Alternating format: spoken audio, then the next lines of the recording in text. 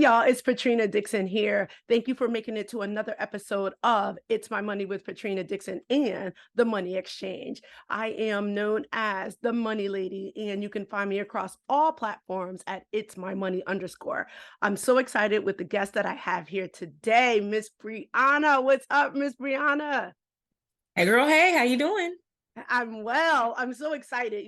Miss Brieanna and I met. We're a part of the Goldman Sachs 1 million Black in Business cohort 4, and she and I are allies for one another. That's right.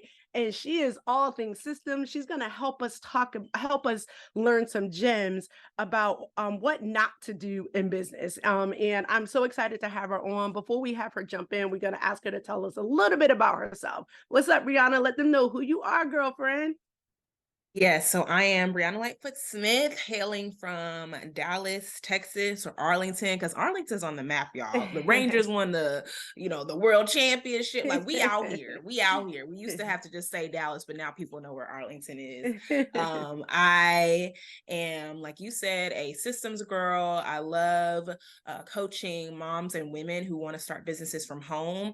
I actually started my entrepreneurship journey a decade ago, but really got serious about it really even within the last 2 years, and that's what's been so awesome about this Goldman Sachs program is that it's requiring us to not just treat our business like a thing we just happen to make money from. Because if I'm being honest with myself, those first few years in business, it was kind of like, oh, wow, somebody paid me for that. Oh, they did it again, right? Like just a surprise thing. But This has been helping me to be more strategic. And so I'm really excited about our conversation because if you guys can follow me online at B Lightfoot Smith, or you can visit my website, brandsbybrie.com. And something that I talk about a lot is how I'm big on auditing things. Like, I love to audit. I know we in the money space, when you hear audits, you're like, no, run away from an audit, right? But like in my personal life, I love to audit my energy. How am I feeling? What are the things that I'm taking on a daily basis? Who can help me with some of these things?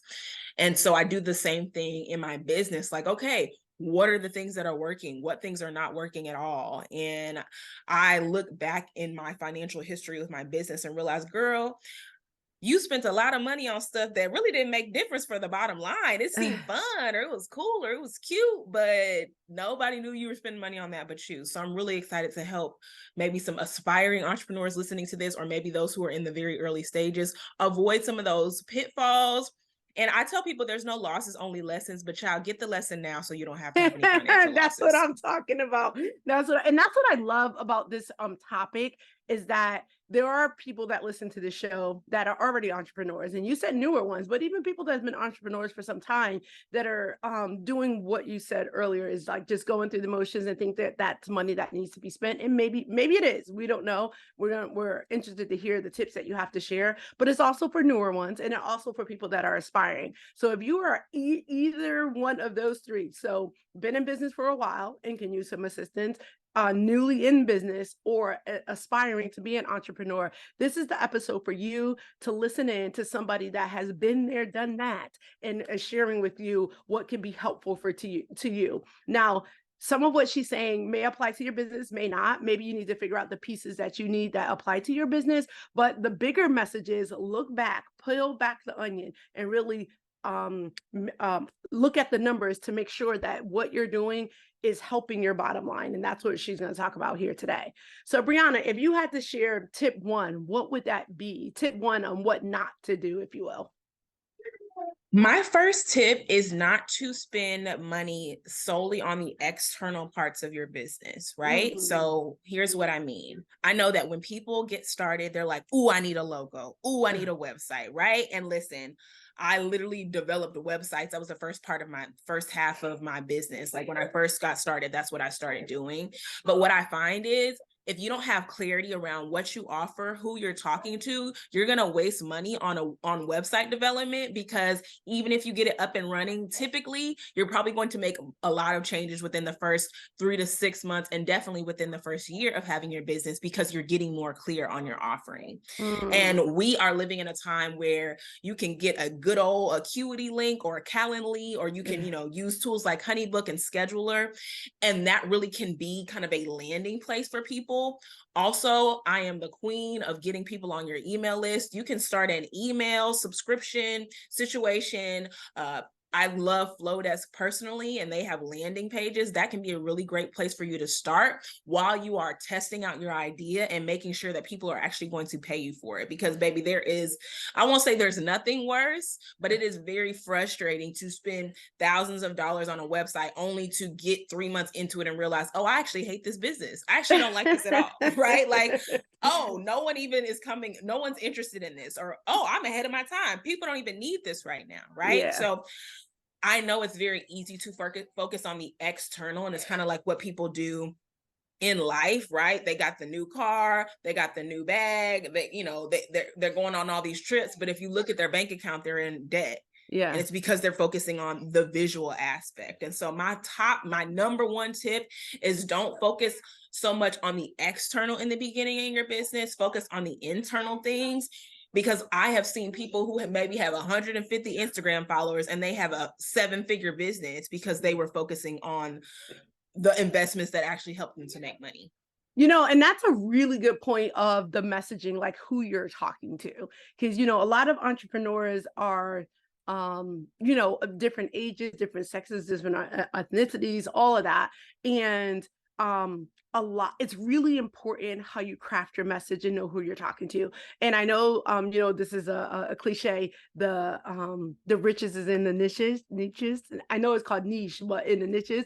And I know that that was even really hard for me as well when I got started, because I felt like everybody needs to know how to manage their money, right? So I was trying to talk to everybody, I guess is what I'll say. So when you do what Brieanna said, is figure out what your message is, who you're talking to.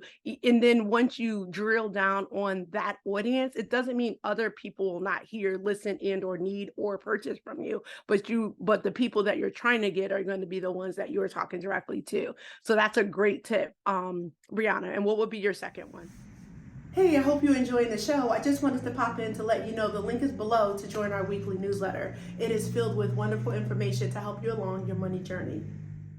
My second tip would be, as you are auditing your potential financial decisions, right? Look at what is the potential return on this, right? Mm-hmm. So if I'm going to invest $2,000 into this program, because I don't know about y'all, I'm a course program junkie. Me and my mom teased one day that, some people buy plane tickets, some people buy shoes, some people buy bags. Baby, I'm going to invest in a course or a workshop conference ticket. That's just me. I love learning, mm-hmm. right? And so ask yourself, what is the potential return on investment from this? And how long is it going to take me to make this investment back? Right? You see people who have the 5-figure programs.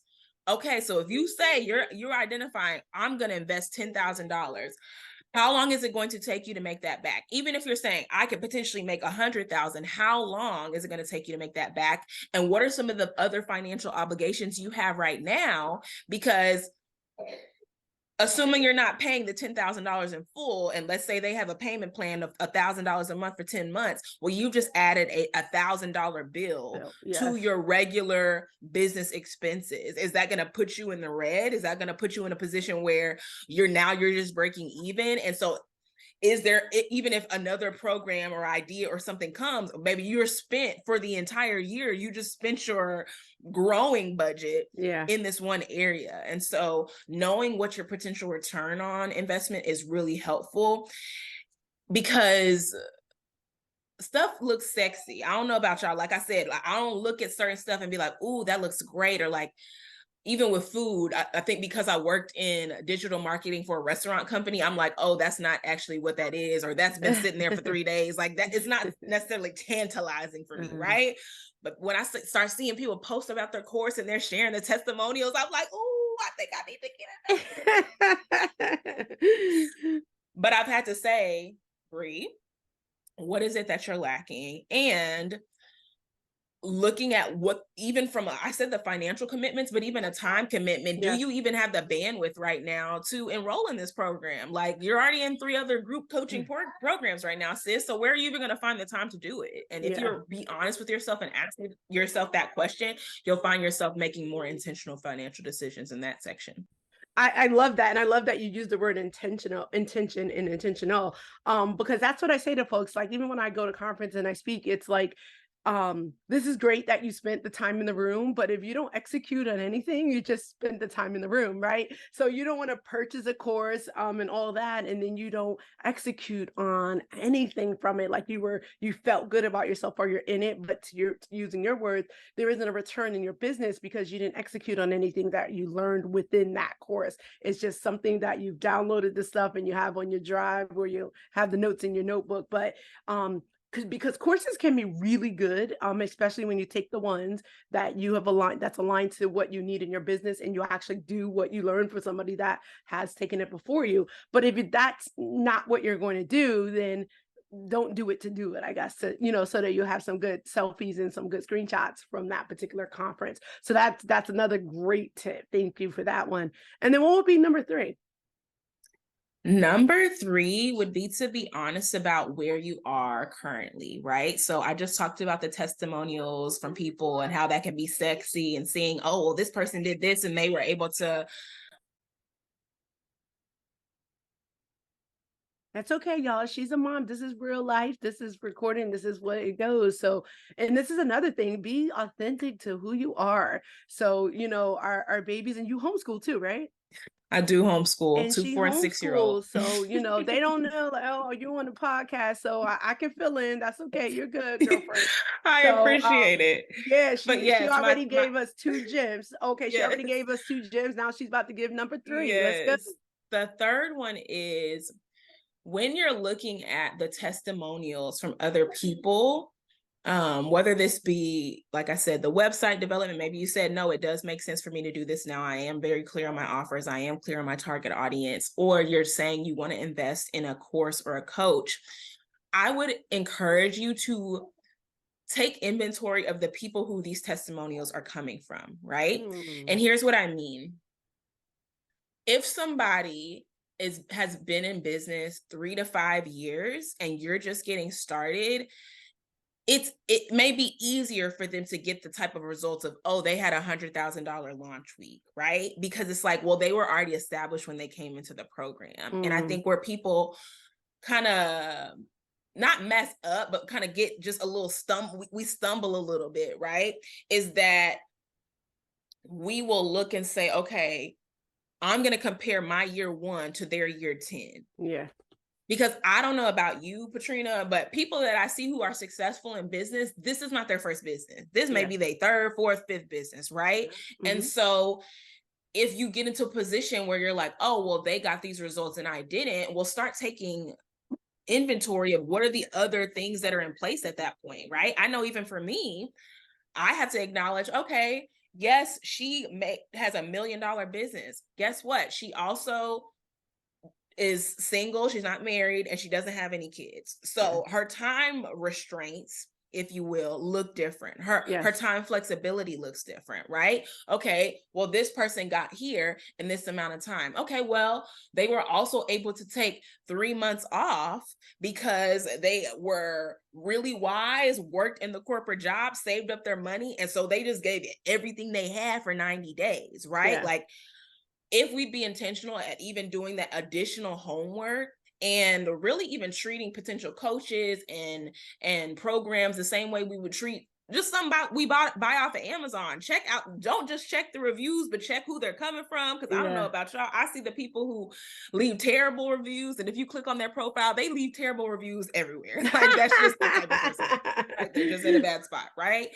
But I have had to ask myself those kinds of questions. And when I see that, it helps me to feel more at ease and more at peace. If I see, okay, yes, this person was able to generate a brand deal that was 5 figures, but they also have a 5-figure following, like, it just really releases that pressure. And so being able to take inventory of yourself and really asking the question, kind of what we talked about in the second point, am I doing the same level and quality of work that this person's doing, even though I'm comparing myself to them? Because it's not enough to just say, well, I paid for the same thing they did. Okay, but did you implement it? They're implementing it, and you're frustrated that the same people you went through this class with, right, are getting these results, and you're like, I'm not getting them, but you're not putting that same amount of work in, right? Like, we're in this Goldman Sachs program, baby. I don't know how you can get in this program and not put in work, like, or get through it and not put in work. We have homework that's due every single week, but you will have people, I'm sure we'll have fellow cohort members who may graduate and feel like, dang, you know, Patrina over here, she at Howard University, she at Spelman, she talking all this, and it's like, baby, I was doing the work before, and then I continue to do the work after. That's right. It wasn't, and it's not the program that makes or breaks a person. It's how that person applies what they learn in the program, right? Exactly. And I'm going to add to what you said is I compare just talking from my own personal experience, I compare myself to myself. Like, what did I do last year? What did I do last half of 2023 to close out to 2023 the way that I want? I do look at other people that's in my doing what I do. And sometimes it's for inspiration. Sometimes it's looking to see even like if something worked or did not work, but mirroring it and trying to do it exactly like that. They are them, and they are successful because they are who they are. And to your point, what they do for the audience that they do it for. I am me. They can't be me. I can't be them. So each of us, all of us, no matter what we're doing, we're our own. We always have at least one unique thing, and that is you are you. Nobody else can be you. And when you stay in that and try to, in the comparison is, let me look at my numbers, let me look at my program, let me look at my execution. What do I need to do differently to get to the goal that I have, not to get to where they are? Because you named a few things, right, that are outside influencers. Okay, maybe they don't have children, maybe they don't work or do work, maybe they have a team or not a team. You know, all of those things contribute to or lack thereof a person's success or a longer period to get where they're trying to go. So I know in the age of social media, there's so much that shows us how much people make. There's not a lot that shows us what it takes to make whatever it is that's being made, right? You know, so there's a lot, like even through this program, looking at the expenses the way that we are. And I call myself really, you know, I know the numbers, I look at myself often, I have a bookkeeper, but the way we delve down the way that we did, it's like, yes, I know how much I made. Yes, I know how much conceptually that I spend. I look at it every quarter. But then you look at, you know, what people show is the revenue and not the net profit. Like the net profit can be zero from some people if you're paying out just as much as you have coming in. So anyway, so that's why it's really important to, you know, you want to congratulate and you want to celebrate people that are doing well and they're sharing that accordingly, but you don't want to let that be the bar for yourself when there's so many other factors that contribute to your success or the lack thereof. So you are uniquely you were doing what you do for the audience that you do it for, and just stay there. And you know, anyway, that's what I had to say about that. The comparison part is where a lot of people struggle. You were probably there's a couple people that I talked to over the last couple of weeks, and they're getting a little deflated because of the exact things that you're saying. They're going through a course with somebody, they're in a class with somebody, they, you know, have been, you know, with them through some way or the other, and the person is a little bit further along. And sometimes it just may not be your time, right? And we never know why things happen when they happen. But I just say persevere. If it's meant for you to do it, you enjoy what you're doing, put the work in, you'll get where you need to go. And then you'll be back at this day like, I remember when I was thinking like that. You know what I mean? So yeah. So Brieanna, I know I have asked you to give us 3 tips. Do you have any more? Do you have a couple more you want to share? Or are those the 3 top ones that you want to ensure aspiring newer entrepreneurs and those that have been doing it for a minute? Is there anything else you want to share with them about what not to do in the entrepreneurship lane? They don't hoard would probably be like a really good one to end on. Like I said, I'm a God girl, woman of faith. So for me, not hoarding looks like tithing, but that's just literally one part. I think some people tithe and they like, okay, the rest is for me, 90%, the rest is for me. Like, and it's like, oh my gosh, no, you can't. operate that way. You know, I remember last year was my first year investing in an online business manager to help me put certain things in place. And that was the most I'd ever spent, you know, on a person external for myself, right? Mm-hmm. But I continue every time I log into my Honeybook and I'm looking at all my systems, I'm like, that's also the best investment that I ever made. It was the biggest, but it was the best because there was that action built into it, right? Of no, this isn't just a course where I had to learn and set it up myself. No, someone set it up for me. But then I also realized I was able to sow a seed into that person's business because they were just getting started. And I did not even know until after we were done. They had not had any other clients that they had assisted in that way. And I was like, well, honey, you are excellent. Like, you need to be doing this all the time. Like, you're so good at this. And I saw that as a watering. And so I find myself even now just being like, man, and I'm sure you can speak to the same thing, right? Like as you build your team and people, it's not just you're helping people with their livelihood, but you're also able to invest your time and energy and effort into their life. Yes. Learn more about them. You're able to give them insight. You know, I know that you're very intentional about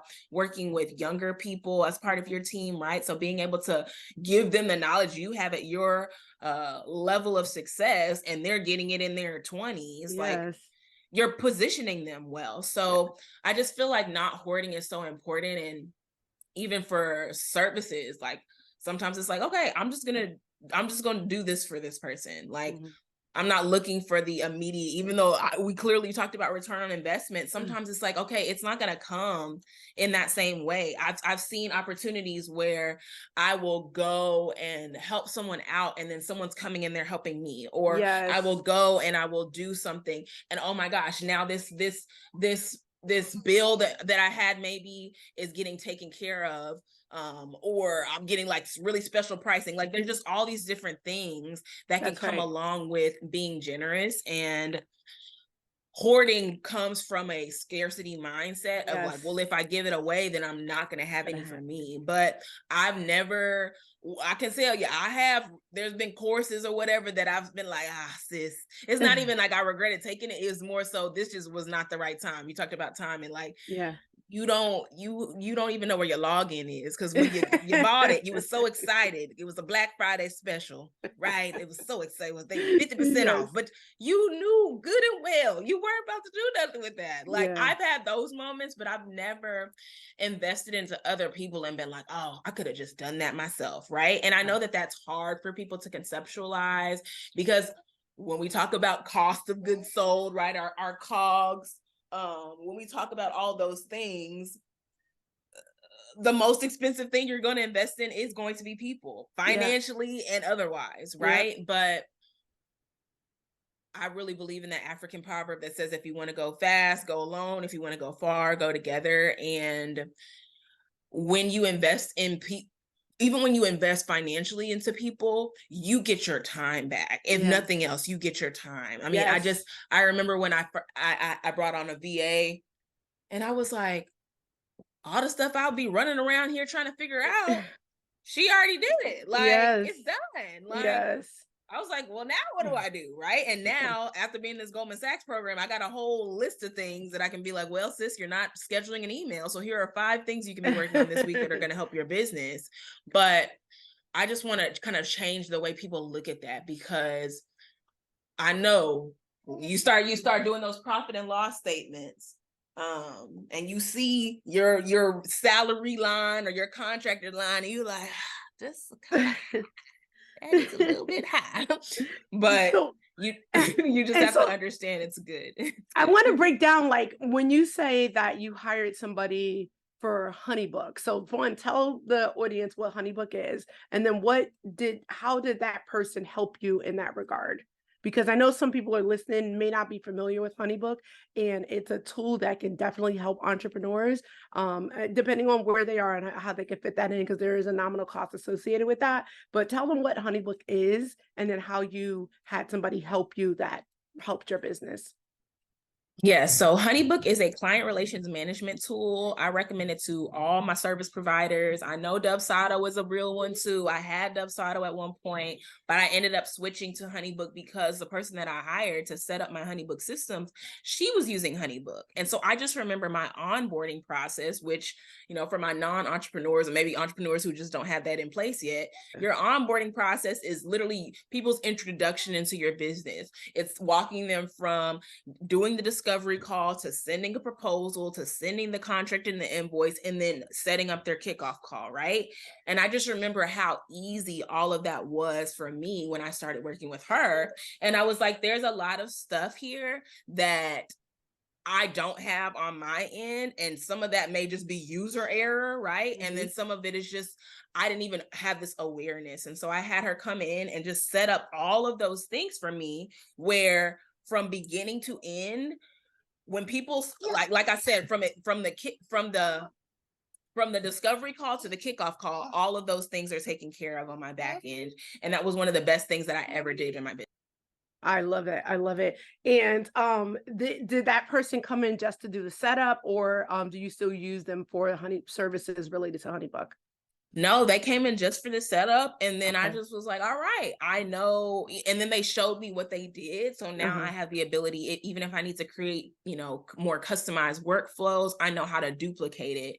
And HoneyBook is always adding new features, child. They are always adding new features. So, like the scheduler, that wasn't something that they had before. And being able to take payments specifically for a meeting, that was not something that you were able to do before. You had to send them a specific invoice. And so it's just been great.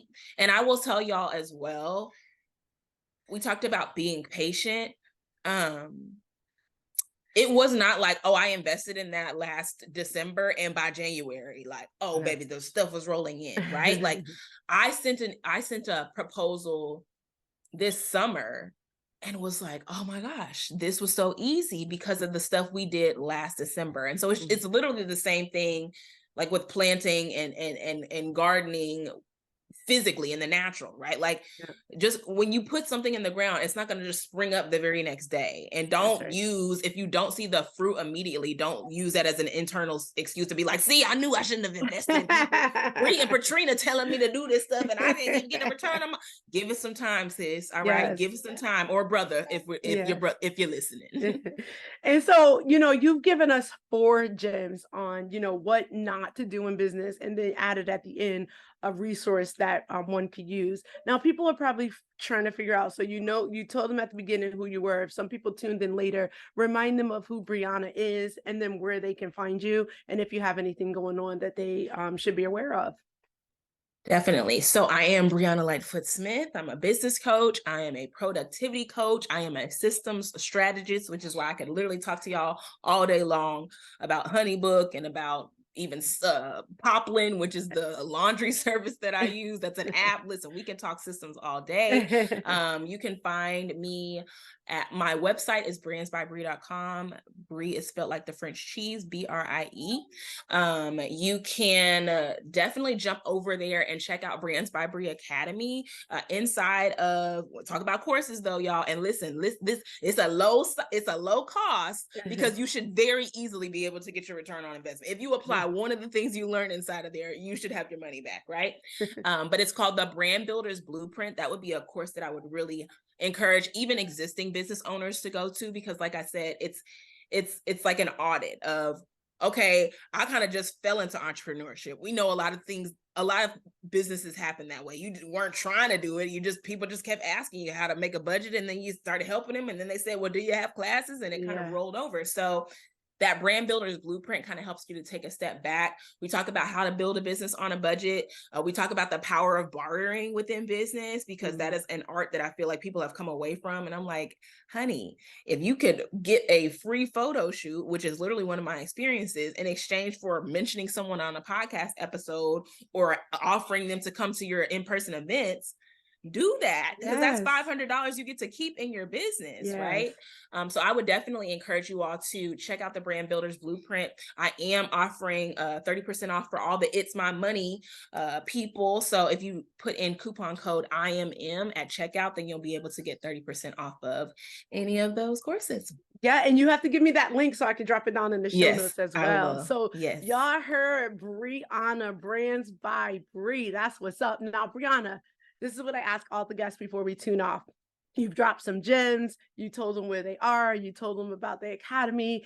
If you had to give them something before we sign off. And again, you were talking right now to aspiring entrepreneurs, people that have been entrepreneurs for a little bit, and then newer entrepreneurs. What will be that one thing that you want to leave with as we end today's show? I would say be patient with yourself, because you're going to get where you want to go. I know it doesn't feel like it all the time. Sometimes if you feel like you fumbled the bag, like we talked about at orientation, right? You're feeling this internal pressure to hurry up and get back to it. But I've just found, if as long as you're willing to put in the work, put your trust and faith in God, if you're incorporating people who can help you, because you don't have to be the smartest person at everything, you're going to get where you need to be, and you're actually going to have the bandwidth and the capacity to handle this new level that you're seeking.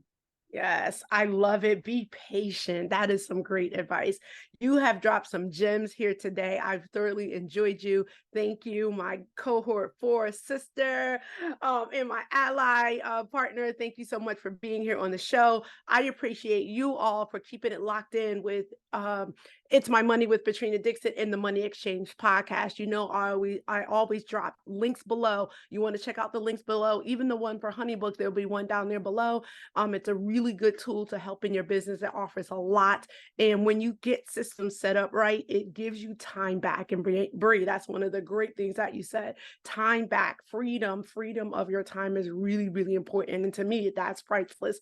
So I enjoyed you for being on the show, Bree. I hope you enjoyed sharing your tips. I hope you learned something. And remember, please execute. If you're doing some of the things that she said, even if you stop doing one, you'll see that things will be relieved for you. So we encourage you to do that. Don't forget to drop down below. And if you're watching us and you haven't subscribed, you hit that red subscribe button down there and hit that little bell so you're notified when each episode drops. And remember, the show drops every first and third Tuesday of every single month. So if you're interested in hearing a certain guest on the show, let me know who that is as well. You could drop that down below in the comments. Thank you so much and make it a great day.